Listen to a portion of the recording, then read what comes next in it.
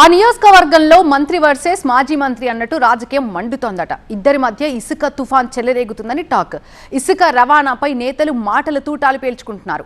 మంత్రికి లంచాలు అందుతున్నాయని మాజీ మంత్రి గారు ఆరోపణలు చేశారు. దమ్ముంటే ఆధారాలు చూపించు, రాజీనామాకు సై అంటూ మంత్రి గారు సవాల్ విసిరారు.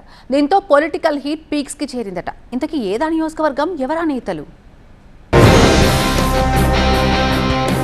అధికార నేత ఇసుక మేత అంటూ ఆరోపణలు. మంత్రిపై మాజీ మంత్రి శివాల్.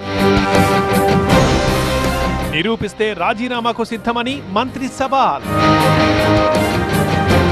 ధర్మపురిలో ఇసుక తుఫాన్.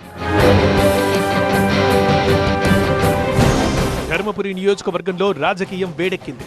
ఒకవైపు ఎండలు మండుతోంటే మరోవైపు గోదావరి పరివాహక ప్రాంతం కూడా రగులుతోన్న రాజకీయంతో హీటెక్కిందట. ఇసుక అక్రమ రవాణాలో మంత్రి అడ్లూరి లక్ష్మణ్ పాత్ర ఉందని మాజీ మంత్రి బీఆర్ఎస్ సీనియర్ నేత కొప్పుల ఈశ్వర్ ఆరోపించారు. దీనికి అంతే ఘాటుగా కౌంటర్ ఇచ్చారు మంత్రి అడ్లూరి లక్ష్మణ్ కుమార్. ఆధారాలు చూపిస్తే తన మంత్రి పదవికి రాజీనామా చేస్తానంటున్నారు ఆయన. ఇప్పుడు ధర్మపురి నియోజకవర్గంలో మంత్రి వర్సెస్ మాజీ మంత్రి అన్నట్లుగా మాటల యుద్ధం కొనసాగుతోంది. జగిత్యాల జిల్లా ధర్మపురి నియోజకవర్గంలో ఇసుక చుట్టూ రాజకీయం తిరుగుతోందట. ముఖ్యంగా మంత్రి లక్ష్మణ్ కుమార్ ని టార్గెట్ చేస్తూ మాజీ మంత్రి కొప్పుల ఈశ్వర్ ఆరోపణలు గుప్పిస్తున్నారట. గోదావరి పరివాహక ప్రాంతంలో ఇష్టారాజ్యంగా ఇసుక తవ్వకాలు కొనసాగుతున్నాయనేది ఆయన ప్రధాన ఆరోపణ. ఇక్కడ ప్రభుత్వ ర్యాంపులు లేకుండానే పెద్ద ఎత్తున ఇసుక అక్రమ దందా కొనసాగుతోందని కొప్పుల వాడి వేడిగా విమర్శలు చేస్తున్నారని సమాచారం. ప్రతి ట్రాక్టర్ కి నెలకి 8,000 రూపాయల చొప్పున మామూళ్లు వసూలు చేస్తున్నారని, దానిలో పోలీసులకు 5,000 పోగా మంత్రి అడ్లూరి లక్ష్మణ్ కి 3,000 రూపాయల చొప్పున వాటాలొస్తున్నాయని తీవ్ర ఆరోపణలు చేశారు కొప్పుల ఈశ్వర్. కొప్పుల ఈశ్వర్ ఆరోపణలపై మంత్రి అడ్లూరి లక్ష్మణ్ మండిపడ్డారు.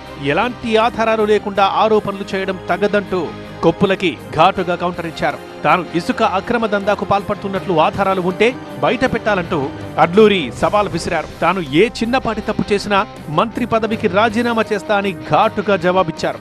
ధర్మపురిలో బీఆర్ఎస్ చరిత్ర ప్రజలందరికీ తెలుసని, గతంలో ఇసుక దందాలో ఎవరి పాత్ర ఉందో అందరికీ తెలుసని కొప్పులపై విరుచుకుపడుతున్నారట అడ్లూరి.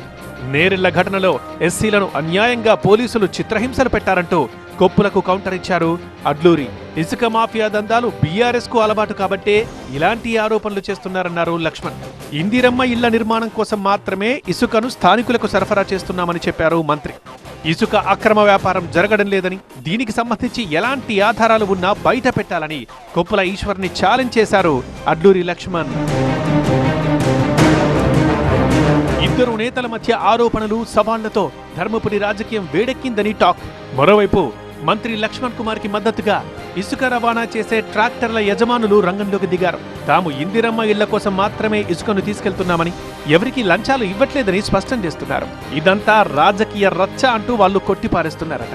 మరి నేతల మధ్య చెలరేగుతున్న ఈ ఇసుక తుఫాన్ ఎటు దారి తీస్తుందో చూడాలి.